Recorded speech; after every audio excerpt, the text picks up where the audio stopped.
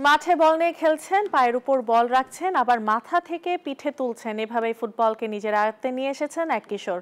খুদে ফুটবলার সিয়াম বাবুর অসাধারণ কৌশল দেখে অনেকেই ডাকেন জুনিয়র মেসি বলে।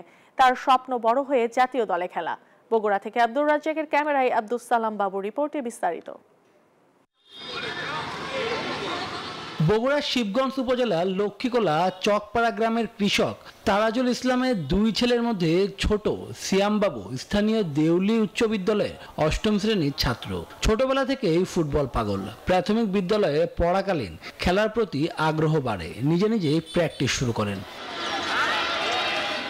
একা একাই অনুশীলন করে রপ্ত করেছেন ফুটবল। বিভিন্ন জায়গায় খেলার জন্য ডাক পড়ে তার। অনেকেই তাকে জুনিয়র মেসি বলেও ডাকেন। দেশের জায়ান আহমেদ আর স্পেনের লামিনে ইয়ামালের ভক্ত তিনি। পড়াশোনায় ভালো সিয়াম, ছেলে বড় হয়ে ভালো ফুটবলার হবে এমন প্রত্যাশা বাবার। স্বপ্ন জাতীয় দলে খেলবে তার ছেলে। প্রাইমারিতে টুর্নামেন্ট হলো, সেই টুর্নামেন্টে আমি 20টা স্কুলের মধ্যে আমি ম্যান অফ দ্য ম্যাচ হয়েছি। সেই থেকে আমার ফুটবল বেশি ভালো লাগে। ভবিষ্যতে আমি জাতীয় দলে খেলতে চাই। খেলার জন্য আমি সহযোগিতা চাই সরকারের কাছে, যে যদি সহযোগিতা করে যাতে জাতীয় দলে খেলতে পারে। সহযোগিতা পেলে সিয়াম অনেক দূর এগিয়ে যাবে বিশ্বাস করেন স্থানীয় ক্রীড়া সংগঠক।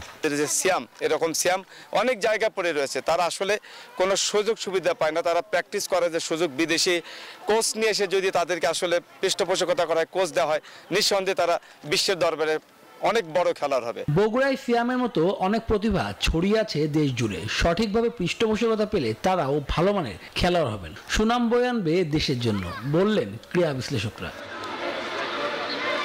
Sports desk, news 24।